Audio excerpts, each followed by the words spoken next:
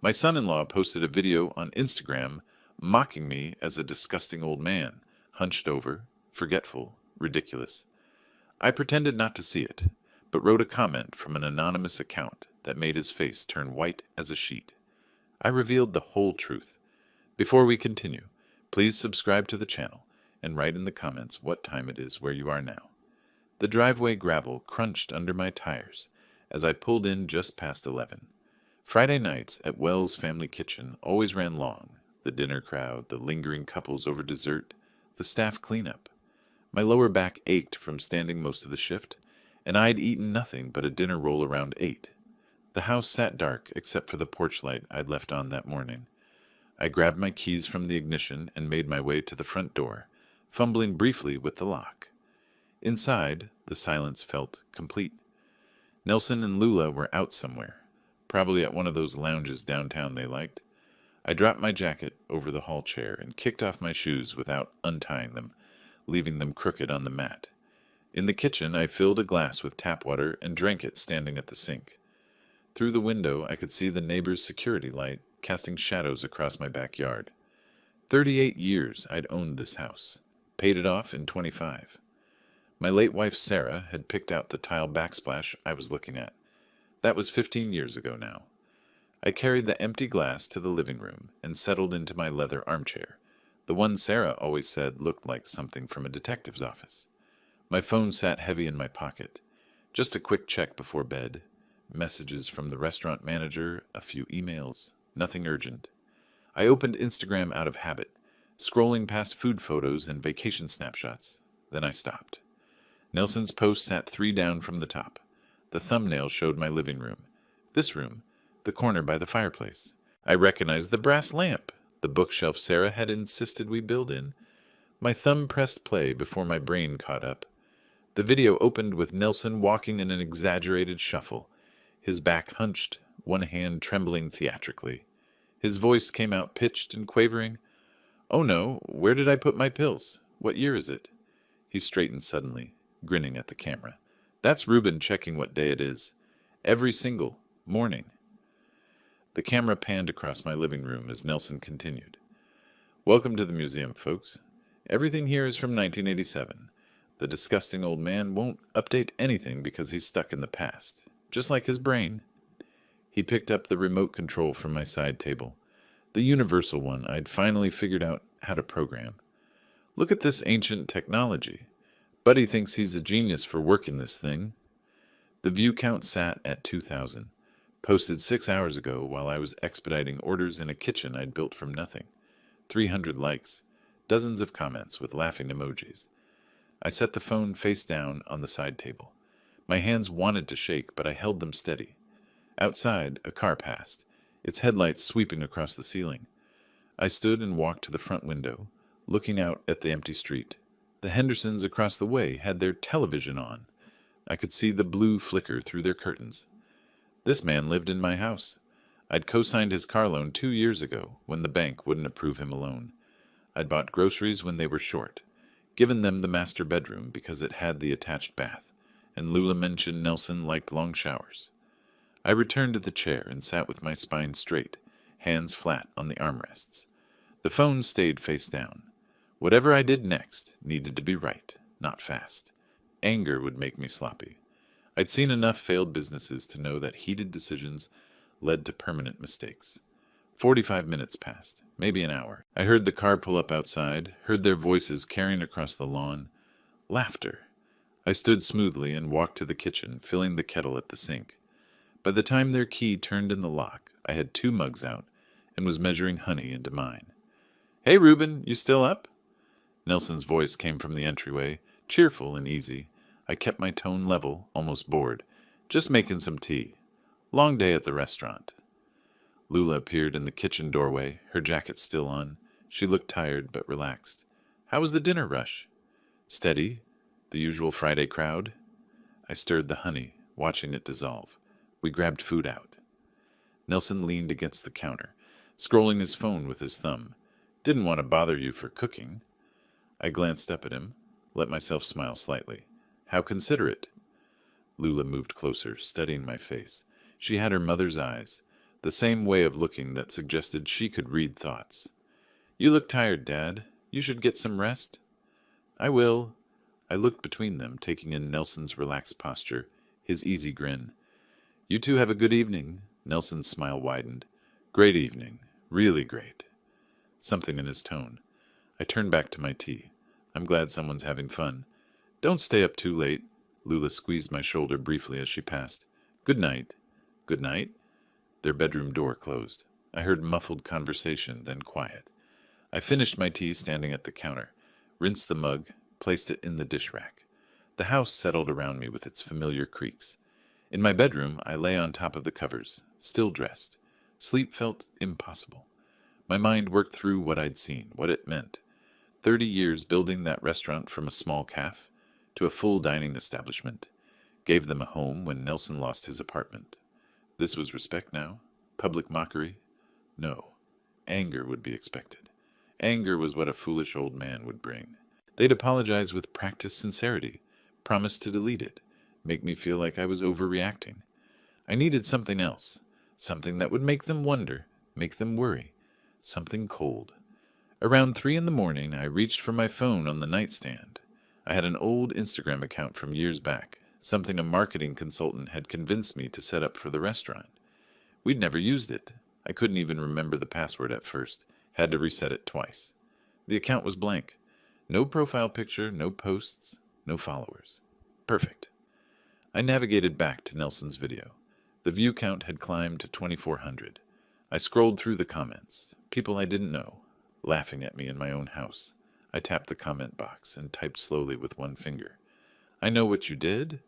My thumb hovered over the post button. 6 words. No explanation, no accusation, just enough to plant a seed. I pressed it and watched the comment appear at the bottom of the thread. I closed the app, set the phone aside, and finally felt my muscles relax.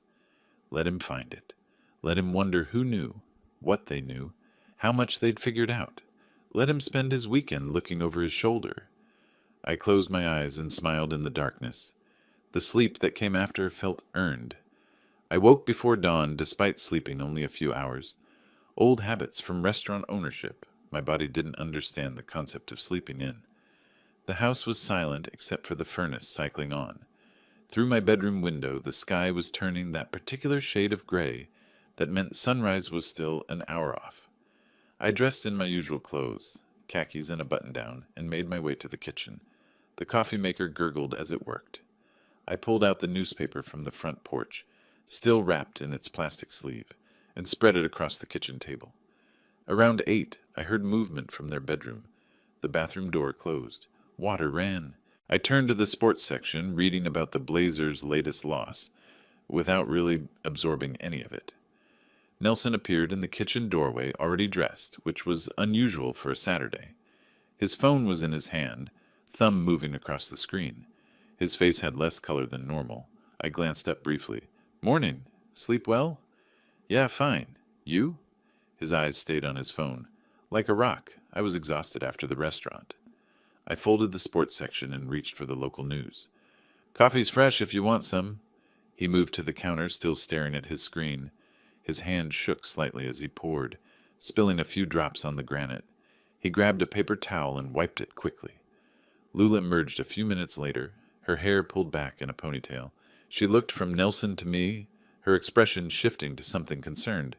"Nelson, you okay? You look pale." "I'm fine." His voice came out too quick. "Just checking messages." I kept my tone casual, conversational. "Anything interesting online these days?" "No." He finally looked up, meeting my eyes for half a second. "Nothing, just the usual."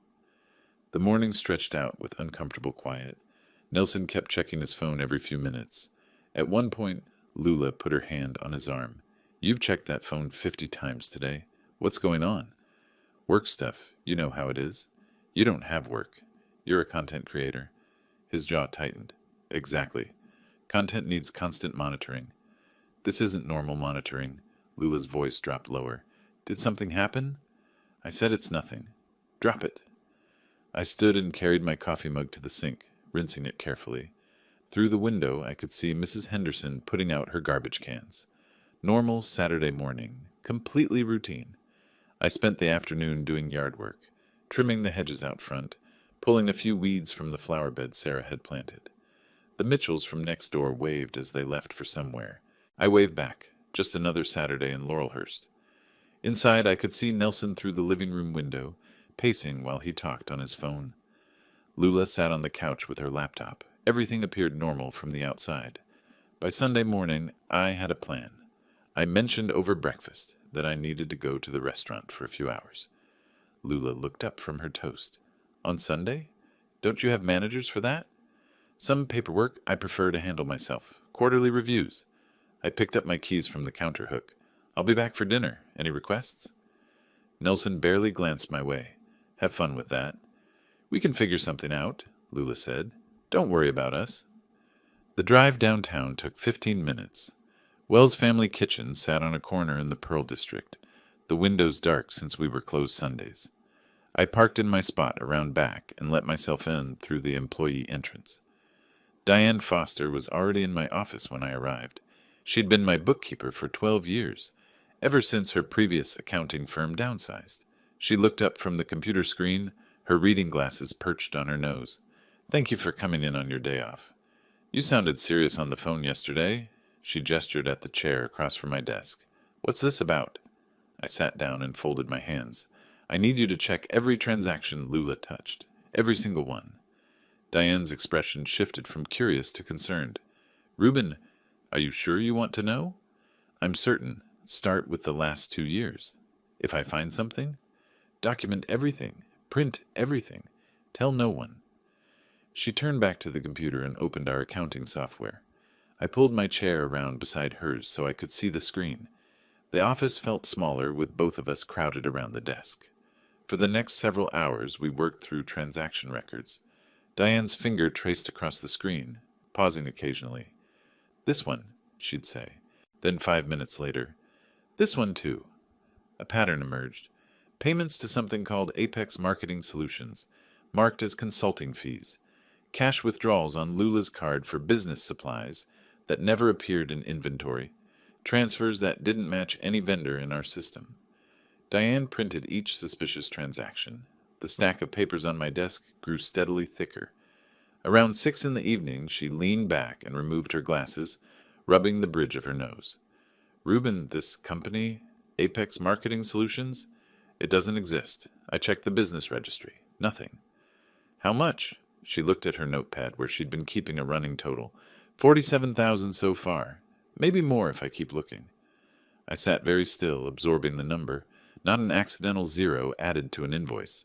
Not a confused transaction. Systematic. Organized. Deliberate. That's enough. I reached across and closed the accounting software. Lock these files. Password protect them. What are you going to do? What I should have done years ago. Pay attention. After Diane left, I sat alone in the office with the printed evidence spread across my desk. The numbers didn't lie. $47,000. Money I'd earned through early mornings and late nights, through burned fingers and aching feet, through 20-hour days when we first opened. I picked up my phone and scrolled through my contacts to Lula's name. My finger hovered over the call button. Then I set the phone down. Not yet. Not while I was still figuring out the full picture. I gathered the printouts, squared the edges, and locked them in my desk drawer. The office lights went off with a click. I walked through the dark restaurant to the back door, checking that it locked behind me. In my car, I sat with my hands on the steering wheel, engine off. The parking lot was empty except for a delivery truck parked across the street. Above me, the sky had turned deep purple with approaching night. The video hadn't been just cruelty. It had been contempt. The kind of contempt that came from feeling superior to someone, from thinking they were too stupid to notice. They'd mocked me while stealing from me. They'd laughed while robbing me blind.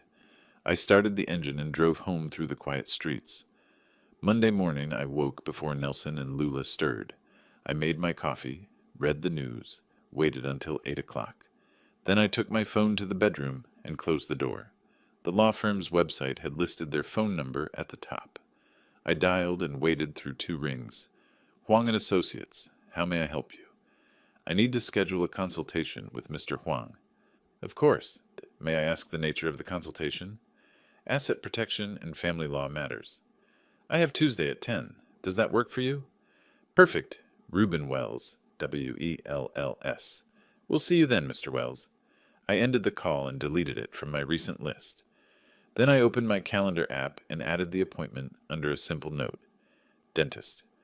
Let them see it if they looked. Let them think nothing was happening. I opened the bedroom door and returned to the kitchen where Nelson sat at the table with his phone. He looked up briefly, his expression guarded. Morning, I said, pouring another cup of coffee. Looks like good weather today. He nodded and went back to his screen. I picked up the newspaper and turned to the business section, reading about quarterly earnings and market trends, while the house settled into its usual Monday morning routine. Everything appeared completely normal. Monday crawled by with deliberate normalcy. I kept to my routine at the restaurant, inventory checks, staff meetings, reviewing next week's reservations. When I came home that evening, Nelson barely looked up from his laptop. Lula asked how my day went. I said fine. Everything felt staged, a play where only I knew the real script. Tuesday morning, I woke before the alarm. The house was silent, that particular quiet of early hours when even the walls seemed to hold their breath. I dressed carefully, pressed khakis, a button-down shirt in navy blue, no tie. Business serious, not funeral serious. In my bedroom, I spread the documents across my desk. Diane's audit printouts, bank statements with transactions highlighted in yellow, screenshots of the Instagram video, saved to my phone, then printed. I organized everything into a leather portfolio, the one Sarah bought me when we opened the restaurant. Some things deserved proper presentation. Downstairs, Nelson sat at the kitchen table with a bowl of cereal, scrolling through his phone with his free hand. Lula was making coffee, still wearing her bathrobe. I poured myself a quick cup and stood by the counter. I have a meeting downtown this morning. Lula glanced over her shoulder. What meeting? Everything okay? Tax planning. The accountant wants to review some things before next season. I kept my tone flat, bored even. Nothing exciting. Nelson didn't look up. Sounds thrilling. Most responsible things are. I rinsed my cup and set it in the sink. I'll be back this afternoon. Don't let them sell you some complicated scheme, Dad. Lula turned back to her coffee. Those people always try to overcomplicate things. I picked up my briefcase and keys. I never agree to anything I don't fully understand. The drive downtown took 15 minutes through morning traffic.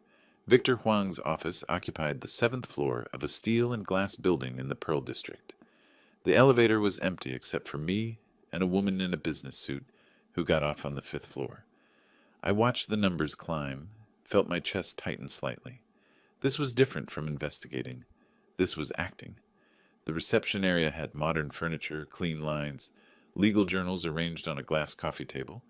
Everything spoke of competence without ostentation. The receptionist smiled professionally. Mr. Wells? Mr. Huang will see you now. The conference room had windows overlooking the city, Mount Hood visible in the distance. Victor Huang was younger than I'd expected, maybe 45, with silver threading through his black hair. His handshake was firm, his eyes direct. Mr. Wells? Thank you for coming in. He gestured to the chairs. Please sit. I opened my portfolio and slid the papers across the polished table. I need to show you some things. Victor put on reading glasses and began examining each document methodically. He'd pause occasionally, make a note on his legal pad, then continue. I waited, watching his face for reactions. He gave away nothing until he finished. Walk me through what happened. Start with the video. Friday evening. I found it by accident while checking Instagram. I kept my voice level, factual. He filmed it in my living room, posted it while I was working. And your response was to leave an anonymous comment? I wanted to see his reaction, to see if there was something more to hide. And was there? Victor looked up from the papers. I pushed the audit results toward him. $47,000 worth of something. He studied Diane's spreadsheet in silence for several minutes. When he finally spoke, his voice was careful. Technically, your daughter had authorized access to these accounts. So she can just steal from me? Not steal, misappropriate. Different legal standard, same outcome. He set the pages down. Can we prove it? With this evidence, yes. Will it be pleasant? No. Family law never is. I don't need pleasant. I need effective. Victor leaned back in his chair, studying me. They've lived in your house how long? 8 months, rent-free. Then they have tenancy rights. You can't simply evict them without cause. Stealing $47,000 isn't cause? It is. But you need to prove it first through legal channels. That takes time. He stood and walked to the whiteboard mounted on the wall. The faster option is making them want to leave. Legally, quietly, voluntarily. How? Victor drew a simple diagram, my assets in the center, then a box around them. Have you heard of a revocable living trust? Vaguely, estate planning tool. More than that. It's a shield. He tapped the diagram. You transfer assets into the trust. You maintain complete control during your lifetime. But legally, they're no longer in your personal name. Meaning? Meaning they can't inherit what you don't personally own. They can't claim interest in trust assets. And if they're planning to argue, they deserve control of your estate. He left the sentence unfinished. I understood immediately. How long does this take? I can draft the documents by Thursday. Funding the trust, actually transferring the assets, takes another few days. By next week, everything's protected. What's the first step? Victor returned to his seat and pulled out a fresh legal pad. Revoke her account access. Today. Won't that alert them? Frame it as routine financial housekeeping. Bank security requirements. Tax optimization. Any of those. He wrote something down. If they're innocent, they'll accept it. If they're guilty, they'll panic quietly. Either way, we learn something. Exactly. Victor looked up. And Reuben? Record everything from now on. Oregon is a one-party consent state. You don't need their permission. We spent another 30 minutes discussing details. He'd have trust documents ready for review by Friday. I should change all passwords immediately. Document every interaction. Keep detailed records. If they didn't leave voluntarily, we'd have everything ready for formal eviction proceedings, backed by fraud evidence. When I stood to leave, Victor shook my hand again. One more thing. Keep the original audit documents somewhere secure. Make copies. One set here, one somewhere safe that they can't access. What about involving the police? Not yet. We build the complete case first. Then we decide how to use it. I drove home through midday traffic, but my mind was already 3 steps ahead. First, the passwords. Then dinner tonight, when I'd make the announcement. Let them wonder. Let them test the locks and find everything sealed. Back home, their car was gone. Perfect. I went straight to my office and opened my laptop. Bank websites first. Personal checking, savings, the business accounts for the restaurant. Each password change felt like closing a door. 45 minutes later, I had a list of new passwords locked in my desk drawer. By evening, I'd prepared dinner. Nothing fancy, just roasted chicken and vegetables. I set the table deliberately. 3 places. When I heard their car in the driveway, I was in the kitchen stirring gravy, the picture of domestic routine. Dinner in 20 minutes, I called out when they came in. Can you both join me? It wasn't quite a request. We sat at the dining room table, plates full, the evening light slanting through the windows.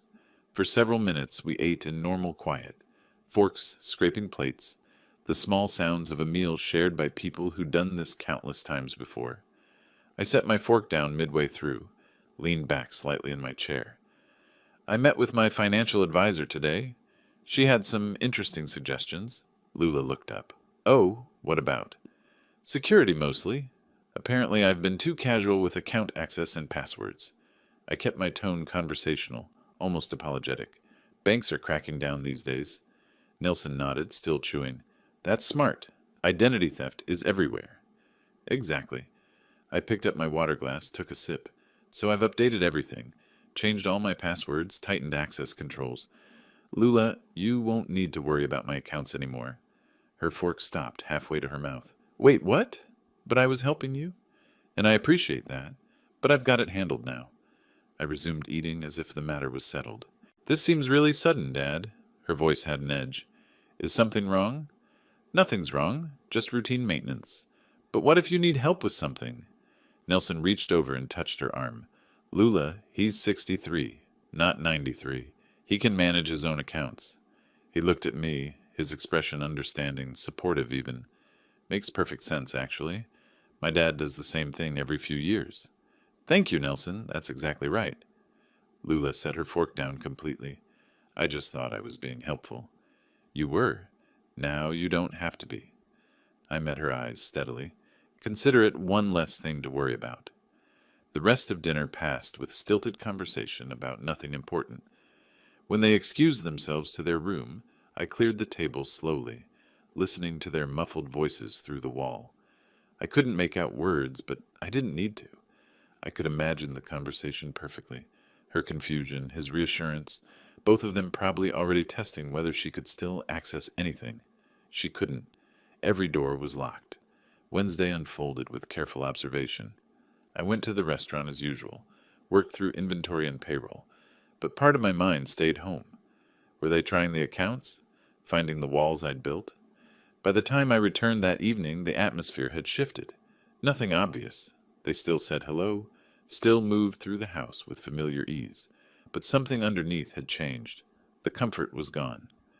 Thursday morning, my phone rang while I was reviewing prep lists in the restaurant kitchen. Diane's name on the screen. I finished the complete review. You need to see this. I met her in my office 20 minutes later. The door closed, window blinds drawn. She stood when I entered, her face serious in a way that made my stomach tighten. Sit down, Reuben. That bad? She slid a spreadsheet across my desk. It's worse. $70,300 total. The number hung in the air between us. I picked up the paper, scanned the columns. How? The marketing company payments we found initially, plus systematic cash withdrawals, on the emergency card you gave her. Diane sat down across from me. I went back further. It's been going on for 2 years, almost to the day they moved in. 2 years. I set the paper down carefully. Steady and systematic. This wasn't impulsive, Reuben. This was planned. She opened a folder and spread out more documents. Look at the pattern. Withdrawals every 2 weeks, always just under reporting thresholds. Payments to Apex Marketing Solutions monthly like clockwork. Even the amounts varied slightly. Nothing so consistent it would trigger automatic fraud detection. I studied the evidence laid out before me. Each entry was another small cut, another moment of theft while I worked or slept or trusted. Make 3 copies. Perfect copies. Already done. 1 for you, 1 secured offsite, 1 for your attorney. Thank you, Diane. I looked up at her. Not just for this, for everything. I've worked for you 12 years. You've always been fair, always been honest. She closed the folder. Whatever you're planning to do about this, I'm here. By early afternoon, I was back in Victor's office building, riding the elevator up with the expanded evidence folder in my briefcase. This time we met in his personal office, smaller and more efficient than the conference room. He opened the folder, began reading. After the second page, he let out a low whistle. This changes everything. This is serious criminal fraud. What are my options? Civil suit for restitution, criminal charges, or both? Victor set the papers aside and looked at me directly. Civil is faster, lower burden of proof, but recovery isn't guaranteed. Criminal is slower, higher stakes, but the accountability is real. Prison time, real. Can we do both? We can. He paused. But are you ready for that level of confrontation with your daughter? I thought about the video, about 2 years of systematic theft, about them living in my house, eating my food, planning to take more. She made her choice. I'm making mine. Victor nodded slowly.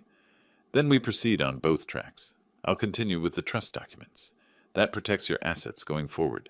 Simultaneously, we compile everything for the district attorney. Let them decide on criminal charges. When can we move? Trust documents are ready for your review tomorrow. The criminal complaint will take another week to prepare properly.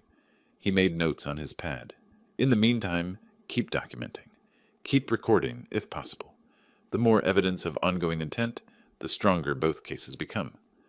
I drove home as the afternoon light turned golden. In my study, I reviewed my notes, thought through the next steps. My phone buzzed. The family group chat. Nelson's name appeared first. Hey, Reuben, maybe we should talk about the future. A second message followed. You're 63. Might be time to think about transitioning things to us. I stared at the screen. The audacity was almost breathtaking. Stealing for 2 years and now asking for control of what remained. Lula's message appeared below. Dad, Nelson has some good ideas about the restaurant. We could really help. I set the phone down, walked to the window, looked out at the street where a neighbor was walking their dog, where life continued in its ordinary way, picked up the phone again, reread the messages. 15 minutes passed before I typed my response. Let them wait. Let them feel the silence. Let's discuss this weekend. Saturday afternoon work? Nelson's reply came fast. Perfect. We'll be ready.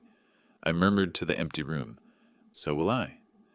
That night, lying in bed with the house quiet around me, I thought about Saturday.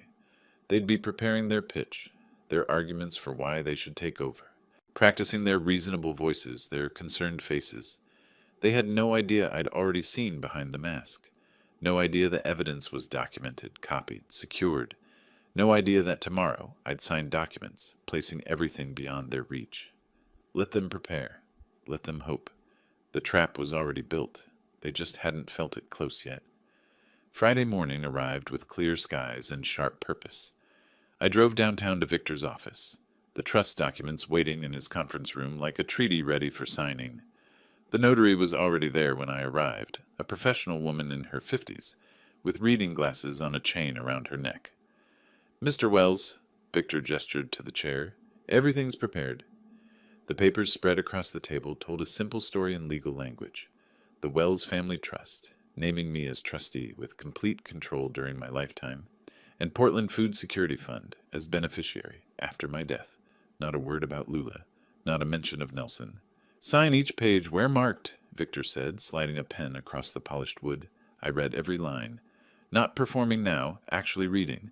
When I reached the beneficiary clause, I paused, making sure it helps people who actually need it. Noble choice, and absolutely airtight legally.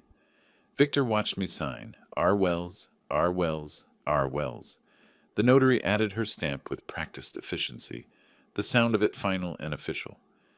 As of now, Victor said as he gathered the documents into a folder, legally you don't personally own these assets. The trust does. I drove home with a copy in my briefcase, feeling the weight of doors closing behind me. Everything protected. Everything beyond their reach. Time for the next phase. That afternoon I walked into the kitchen and stopped mid-stride. Lula was there making coffee and I let my face go blank, puzzled. Dad? She set down the mug. You okay? I came in here for... I touched my forehead. What did I need? She approached slowly, concern written across her features, or a good imitation of it. What do you need? I can help. Water. Yes. I looked around the kitchen as if seeing it for the first time. The glasses are... Where do we keep glasses? Same place they've always been. She opened the cabinet, handed me one. Are you feeling all right? Just tired. I filled the glass, drank slowly, shuffled out of the room. Behind me I heard her pull out her phone. Throughout the afternoon I sprinkled in small moments of confusion. Asked Lula what day it was. Couldn't find my phone. It was in my pocket. Repeated a question about the restaurant that I'd asked 10 minutes earlier. Each time I watched her watch me. Each time I saw something shift in her expression. Not worry. Calculation. After dinner they retreated to their bedroom. I positioned myself in the hallway, ear close to their door. The wood was thin, old house construction. Their voices came through muffled but excited. Getting worse, Nelson's voice. Sooner than we thought, Lula replied. Doctor evaluation? Conservatorship.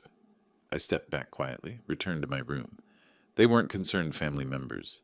They were strategists adjusting their timeline. Perfect. Saturday morning I escalated. At breakfast I looked at Lula with genuine confusion on my face.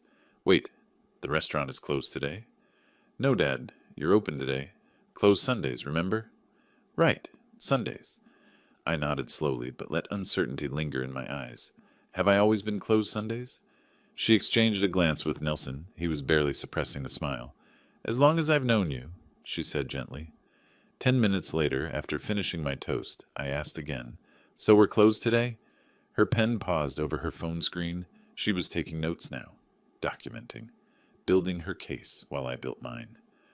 That afternoon, she sat beside me on the couch and took my hand. Dad, I've been thinking, maybe we should schedule a checkup, just routine. Do I need one? I feel fine. You've been forgetting little things. It's probably nothing, but let's be sure. Her voice was soft, concerned, almost convincing. Forgetting things? Like what? Like this morning. The restaurant schedule you asked 3 times. I let worry cross my face. I did? I don't remember that. That's exactly why we should go, just to be safe. All right, if you think it's best. I squeezed her hand, played the vulnerable father. Inside, I was marking every word, every false note of concern. My phone buzzed later that afternoon. Text from Victor. Trust fully funded. All transfers complete. You're protected. I deleted the message immediately and felt something settle in my chest. The house, the restaurant, the accounts.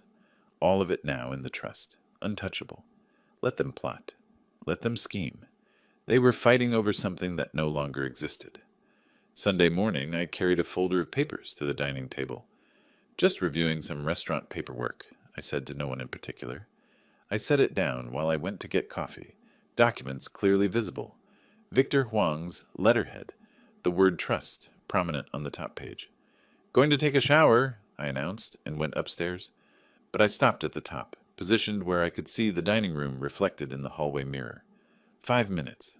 That's how long Nelson lasted. I watched him glance toward the stairs, then move to the table. He opened the folder quickly, his face going pale as he read. His phone came out. Flash off. Quick photographs of each page. He closed the folder, but put it back wrong. Different page on top. Amateur. He went straight to their bedroom and closed the door. I showered, dressed, came back downstairs. The folder sat exactly where I'd left it, exactly as Nelson had replaced it. I picked it up casually and returned it to my study. Their bedroom door stayed closed for over an hour. When it finally opened, they emerged with strained smiles and dead eyes. Sunday dinner was a performance. Them pretending everything was normal, me pretending to be confused, all of us lying to each other across the table. Did you have a nice day, Dad? Lula asked, her voice too bright. Did I? I think so. What did I do today? Nelson jumped in quickly. You were here, reading mostly. Was I? I let my brow furrow. My memory feels foggy. Maybe you should get more rest tonight, Lula said, shooting a glance at Nelson. That night, lying in bed, I reviewed my position like a general surveying a battlefield. Trust, complete. Evidence of theft, documented. Their attempt to portray me as incompetent, recorded through their own words and actions. They were panicking, making mistakes, and I was there to catch every one. Tomorrow, they'd make their move. I could feel it coming like a storm on the horizon. I fell asleep easily, knowing Monday would bring their desperation into the open where I could see it clearly and capture it permanently. Monday morning, I woke before dawn and went straight to my dresser. The small voice recorder sat in the top drawer, pocket-sized, powerful, exactly what I needed. I pressed record and spoke softly. Testing, Monday morning. The playback was crystal clear. I slid it into my shirt pocket and clipped it inside, then practiced normal movements. Sitting, standing, reaching. The device stayed invisible, silent. Oregon's one-party consent law meant I didn't need their permission to record. Every word they said to me would be evidence. Downstairs, I started coffee and waited. They emerged around 8, later than usual. Dark circles under their eyes. They'd been up late planning. Breakfast was quiet, charged. Lula kept glancing at Nelson. Finally, he stood. I need to run some errands. Be back later. The door closed behind him, giving Lula space to work on me alone. How transparent they'd become. She found me in the living room 20 minutes later, newspaper in my lap, sat beside me on the couch, leaned forward with her hands clasped, the posture of sincerity. Dad, can we talk? Really talk? I set the newspaper aside, gave her my attention. The recorder in my pocket was already running. I'm worried about you. She took my hand, her voice soft. You've been forgetting things, seeming confused. Nelson and I just want to help. I feel fine, honey. I know you do. But what if something happens? What if you need help and can't ask for it? She reached for the folder on the coffee table, already prepared, already planned. I had a lawyer draw up a power of attorney, just in case. The papers she slid across to me were multiple pages, stapled.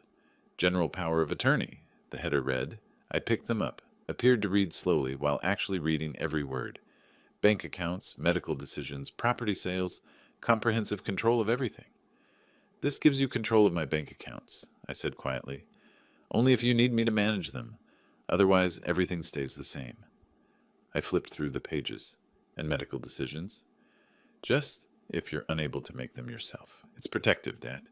That's why it should be family. Someone you trust. I set the papers down carefully on the side table. Didn't hand them back. This is a big decision, Lula. Let me think about it. Her face tightened almost imperceptibly. But Dad, what if something happens suddenly? The doctor appointment is next week. What if they find something? Then we'll deal with it when it happens. Having this in place now would give us peace of mind. Whose peace of mind? I met her eyes. Mine or yours? She blinked, caught off guard. All of ours. We're family. Exactly. Family. Which is why I need to be sure about this. I picked up my newspaper again. Sure about what's right for everyone? Sure about what? Trusting your own daughter? Sure about what's right for everyone? I repeated, not looking at her. She stood abruptly, frustrated, but trying to hide it. Just think about it. Please. After she retreated to the bedroom, I transferred the audio file to my laptop, then to a cloud drive with encrypted password. Then I drove to Victor's office, telling them I was going to the restaurant. Victor listened to the recording in silence, his face growing more serious with each passing minute. This is attempted exploitation of perceived incompetence, he said when it finished. Combined with evidence of theft, this creates a clear pattern of elder abuse. Is that criminal? Very much so. Keep recording. More evidence only strengthens your position. I returned home before they noticed I'd been gone long. Tuesday morning, I checked Instagram while drinking my coffee. A routine now, monitoring what Nelson was broadcasting to the world.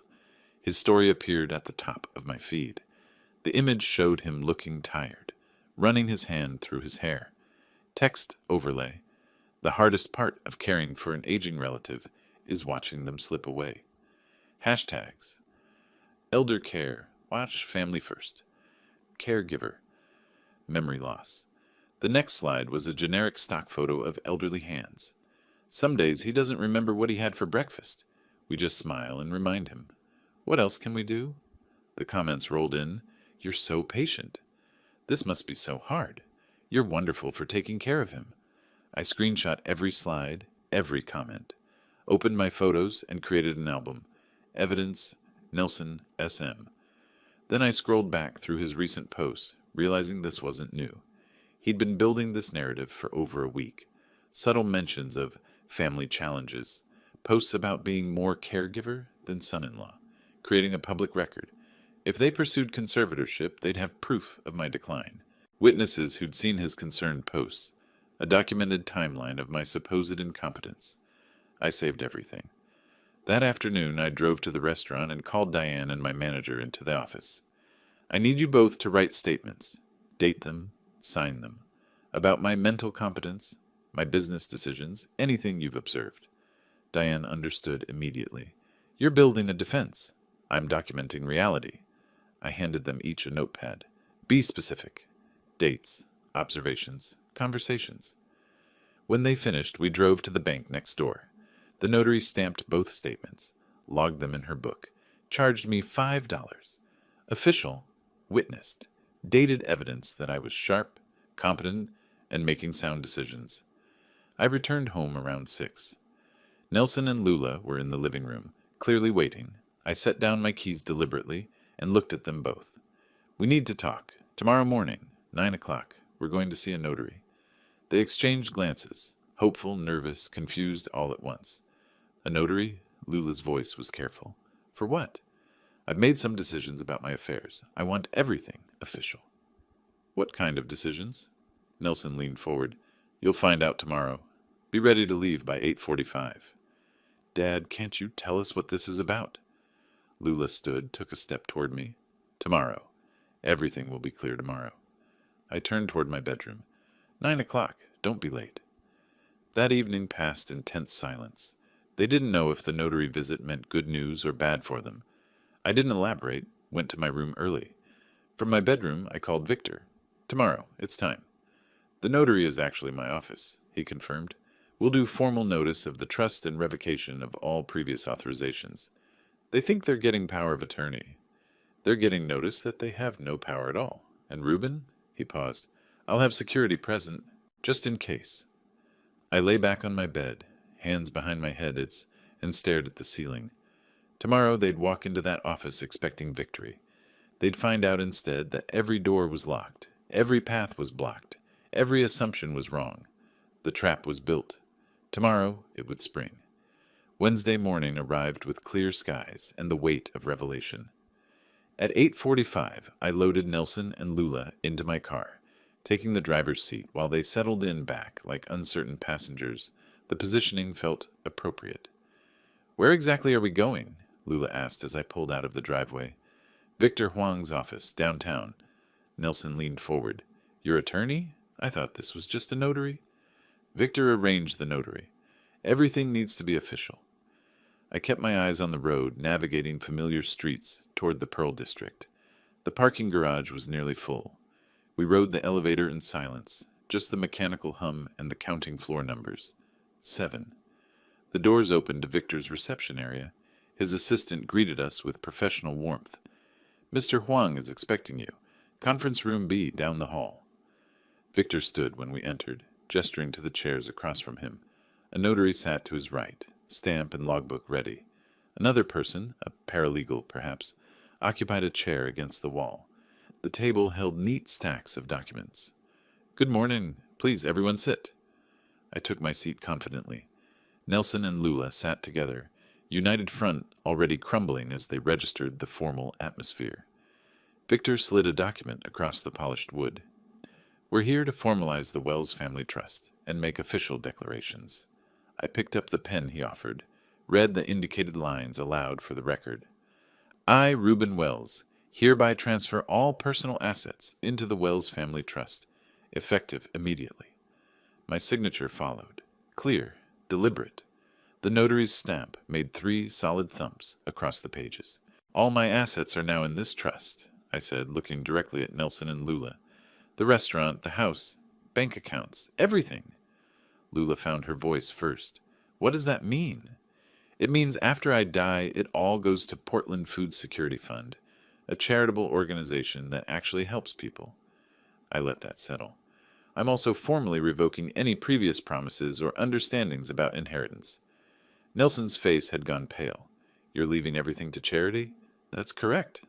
I leaned back, the document signed and sealed. Now there's something else we need to discuss. I commissioned a complete audit of the restaurant finances. Why would you do that? Lula's voice had risen half an octave. Because I wanted to understand where money was going. I nodded to Victor, who produced a thick folder. $70,300. Missing. Over 2 years. The color drained from both their faces. Diane found payments to a fake marketing company. Your company, Nelson. Apex Marketing Solutions doesn't exist. She also found systematic cash withdrawals on the emergency card. I kept my tone conversational, almost pleasant. All documented, all traceable. There must be some accounting error, Nelson managed. No error. We have the bank records. The shell company registration uses your email address. I slid copies of the evidence across the table. We even have the Secretary of State's search showing no such business exists. Dad, I can explain, Lula started. Don't. The single word stopped her. Diane triple-checked. Victor verified. This is systematic theft. Nelson stood abruptly. I don't have to sit here and be accused. Victor's voice cut through calm and firm. Actually, Mr. Nelson, you do. Please sit down. The security guard at the door, I hadn't mentioned him explicitly, but he'd been there the whole time, shifted his weight slightly. Nelson noticed and sat. We're your family, Lula tried, her voice breaking. Family doesn't steal. Family doesn't mock. Family doesn't plot. I gathered my copies of the documents. We're done here. The trust is complete. The evidence is documented. You've been formally notified. The elevator ride down was silent except for Lula's quiet crying. I drove home the same way we'd come, through midday traffic that seemed oblivious, to the small war that had just concluded. How could you do this? Lula finally asked as we pulled into the driveway. Cut out your own daughter. How could you steal from me while living in my house? Nelson's voice was tight. This is about that video, isn't it? This is about who you really are, both of you. We entered the house and immediately scattered, me to my study, them to their bedroom. Doors closed throughout the house like sequential detonations. The afternoon passed in cold silence, everyone in separate corners.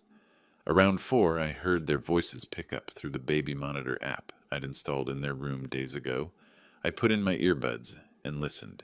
He's bluffing. Nelson's voice came through clear. If he had real proof, we'd already be arrested. What do we do? Lula sounded desperate. We file with Adult Protective Services. Tomorrow morning, first thing. On what grounds? Dementia, memory loss, dangerous to himself. Nelson's voice gained confidence as he explained. We emphasize last week's confusion. My Instagram posts establish a timeline of decline. If APS investigates and assigns a conservator, we can challenge everything he signed today. Will that work? It's our only shot. Once he's declared incompetent, every document he signed becomes questionable. I stopped the recording and saved the file. Wednesday evening, APS plan. Then I called Victor and left a message. They're going to APS tomorrow. Be ready. I lay in bed that night, feeling no anger, no satisfaction, just cold certainty. They'd handed me exactly what I needed. Tomorrow they'd make their move, and I'd be 3 steps ahead, waiting. Thursday morning, I watched from my bedroom window as Nelson left the house with unusual purpose. 8:30. No explanation to me, just a brief word to Lula that I couldn't hear. I knew exactly where he was going. I called Victor immediately. He just left, heading to Adult Protective Services, I'd wager. Let him file. We're ready with counter-documentation. His voice was calm, assured. You'll get notification within 48 hours. I'll be ready. I spent the morning at the restaurant, maintaining normalcy. Diane met me in the office. Everything documented and backed up? She patted the locked file cabinet. 3 copies, completely secure. By afternoon, my phone chimed with an automated message. An investigation has been opened regarding your welfare. An investigator will visit within 48 hours. Perfect. Thursday evening, Nelson returned, looking smugly satisfied. At dinner, he made small talk and watched me carefully, looking for signs of worry. He found none. I ate slowly, asked about their day, commented on the weather, gave him nothing. That night, I organized my evidence on the desk. Financial records, trust documents, audit results, and my phone with its recordings. Everything labeled, everything accessible. I set out my medications, my balance checkbook, my appointment calendar. Then I went to bed early and slept soundly. Friday morning at 10 o'clock, the doorbell rang. The woman who stood there was professional, late 50s, with kind eyes and a clipboard. Mr. Wells, I'm Gloria Martinez from Oregon Adult Protective Services. I've been expecting someone. I shook her hand firmly. Please come in. Her eyebrows rose slightly. You were expecting us? I overheard the plan to file a complaint. My son-in-law and daughter. I gestured toward the living room. I'll explain everything. Nelson and Lula emerged from their bedroom as Gloria and I settled into chairs. They hovered in the hallway, watching. Can we speak privately? Gloria asked. The living room is fine, they can hear. She began with standard questions. Can you tell me today's date? Friday, August 29th, 2025. Who is the current president? Donald Trump, inaugurated this past January. What did you have for breakfast? Oatmeal with blueberries, coffee black, orange juice. I made it myself at 7:15 this morning. She asked me to solve simple math. 17 times 6. 102. Asked about current events. I discussed recent news accurately, gave details. Gloria made notes, and I could see her assessment forming. Then I said, May I show you why this complaint was filed? Please do. I retrieved the folder from my desk. 2 weeks ago, I discovered $70,000 missing from my business accounts. Stolen. By my son-in-law. I slid the audit across to her. Here's the complete documentation. Her professional mask shifted as she studied the numbers. This is substantial fraud. Yes. 3 days after I confronted them, my daughter tried to get me to sign power of attorney. I showed her the document. Complete financial control. After I refused, this APS complaint was filed. Mr. Wells, these are serious allegations. I have more. I pulled out my phone. Oregon is a one-party consent state. I legally recorded conversations. I played 30 seconds of Wednesday night, Nelson's voice explaining how an APS conservatorship could help them contest the trust. Gloria's expression hardened with each word. They explicitly planned to use adult protective services to gain financial control? While claiming concern for my welfare, yes. She took extensive notes, photographed some documents. Finally, she stood. Mr. Wells, you are clearly competent. More organized than most people half your age, in fact. She called Nelson and Lula into the room. They came reluctantly, standing rather than sitting. I've completed my evaluation. Mr. Wells is fully capable and cognizant. But he's been confused, forgetting things constantly, Nelson protested. He just demonstrated perfect cognitive function. Gloria's voice had gone cold. Or you filed a false report, which is a serious matter. We were genuinely concerned, Lula tried. Concern doesn't usually involve planning to contest legal trusts. I heard the recording. Nelson's face went white. What recording? Of you discussing this exact strategy before filing. Mr. Wells has documented everything. He recorded us without permission? Lula's voice rose. Which is legal in Oregon, Gloria said firmly. Filing false APS reports is not. They waste resources and can constitute harassment. She handed me her card. My report will show no cause for concern. You have the right to file counter-complaints. You may also want to pursue civil remedies for the financial issues. After Gloria left, the house felt explosive. You recorded us? Lula's face was red. In our bedroom? In my house, using legal means permitted by Oregon law. Nelson tried anger. This is some kind of setup. Entrapment. Documentation. Not entrapment. I pulled out my phone again. Would you like to hear more? I have hours. I played another clip, their voices from Wednesday night. Nelson saying, if APS assigns a conservator, we can contest the trust. Their shock was almost comical. The social worker found me completely competent, I said quietly. She was less impressed by your motivations. I stood, faced them both. You filed a false complaint to gain control of assets you'd already stolen from. You documented your own conspiracy. We can explain everything, Nelson started. Save your explanations. I walked toward my study. You have choices to make. Make them soon. I closed the door behind me, leaving them standing in the wreckage of their own plan, with nothing left but decisions they should have made weeks ago. Saturday morning, the house felt like a tomb. I stayed in my study with the door closed, listening to the sounds of careful movement, footsteps retreating when mine approached, doors closing when I entered shared spaces. We moved through the house like ghosts avoiding each other. Around 11, a soft knock broke the silence. Come in. Lula entered alone, eyes swollen and red. Nelson hovered in the hallway behind her, visible through the half-open door. She sat across from my desk like a supplicant before a judge. Dad, please, can we really talk? Her voice broke immediately. We made mistakes. Maybe we got things wrong, but we're family. Doesn't that mean anything? I watched her cry without softening. Let the silence stretch until she filled it. We were worried about you. Maybe we went about it wrong, but the concern was real. She reached across the desk. I didn't take her hand. Can't we just start over? Forget all this. Remember when I was little and you always forgave me? Family? I let the word hang between us. Family doesn't steal $70,000. Family doesn't mock me in videos posted for strangers. Family doesn't file false reports trying to have me declared incompetent. But Dad? I raised my hand. I'm not finished. You have 72 hours to leave my house voluntarily.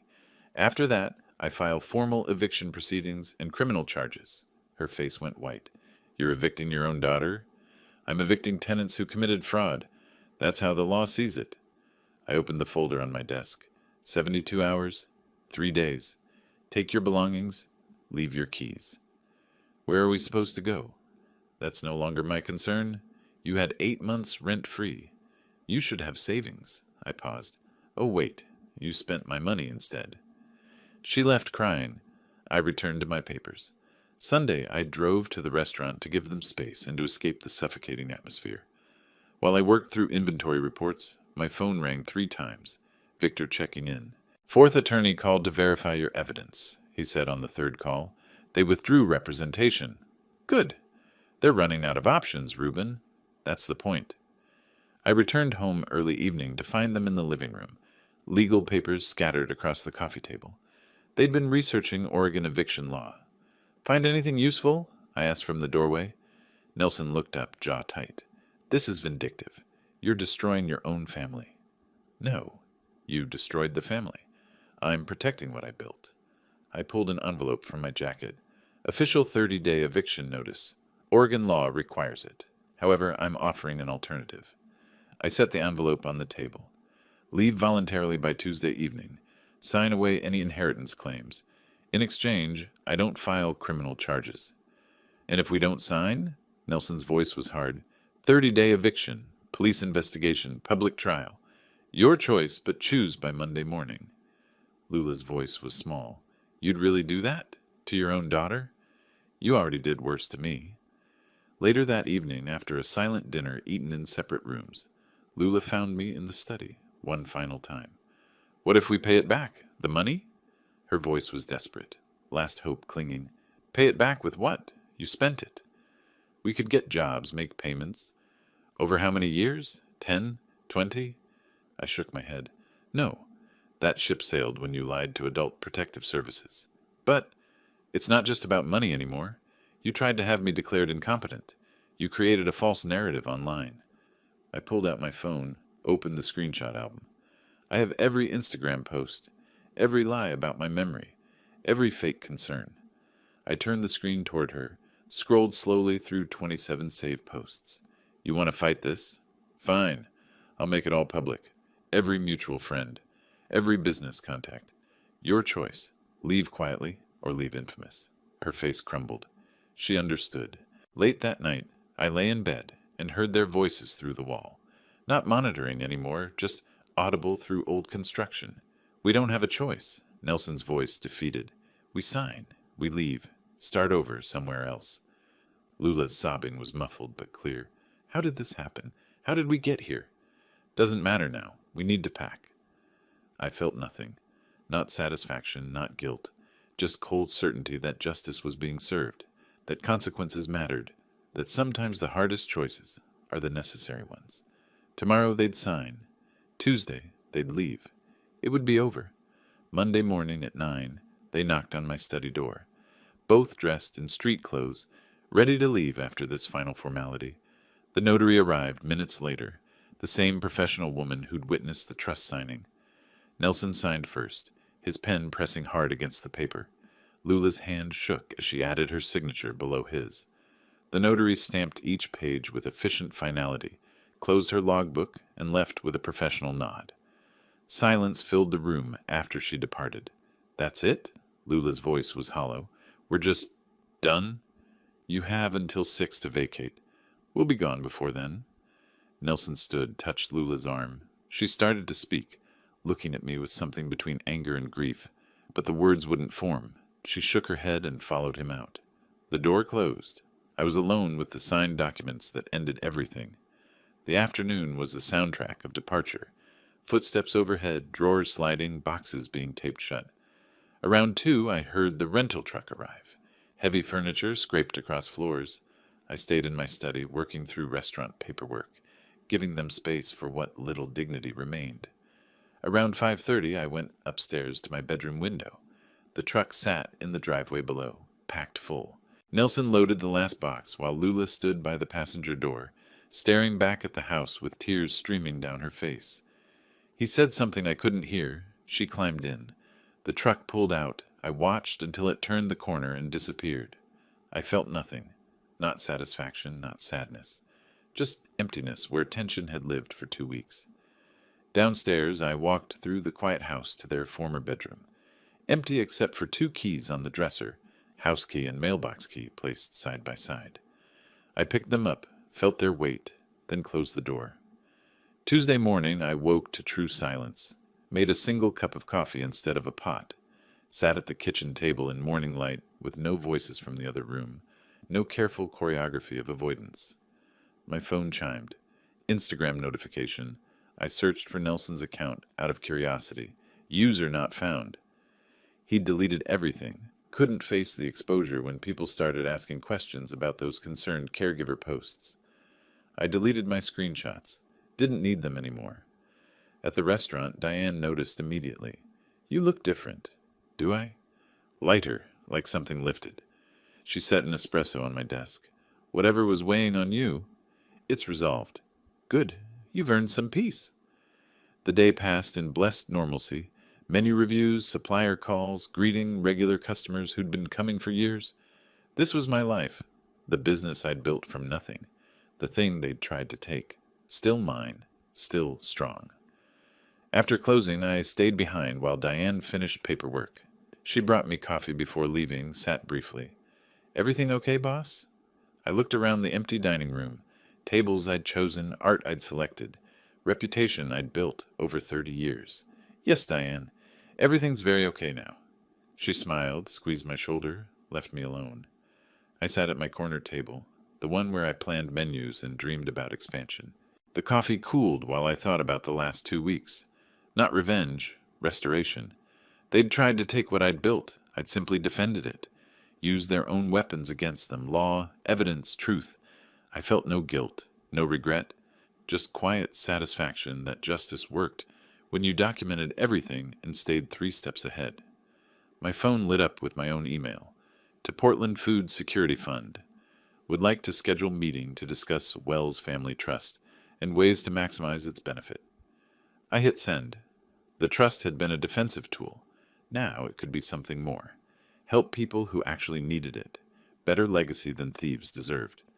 I finished the coffee, turned off the lights, locked up. Drove home through Portland streets with a clarity I hadn't felt in months. The house was dark when I arrived, but not lonely. My space again, my peace. Tomorrow I'd meet with the charity director. Next week I'd review restaurant expansion plans Diane had been urging. The future was clear now, unencumbered by people who'd seen me as a resource to exploit, rather than a person to respect. I smiled, the first genuine one in 2 weeks. Not because I'd won some game, because I'd protected what mattered, because I'd stood my ground, because sometimes the best revenge isn't making them suffer. Sometimes it's simply not letting them take what you earned, not letting them win. That's enough. If you like this story, please like this video, subscribe to the channel, and share your impressions of this story in the comments. To listen to the next story, click on the box on the left. Thank you for watching.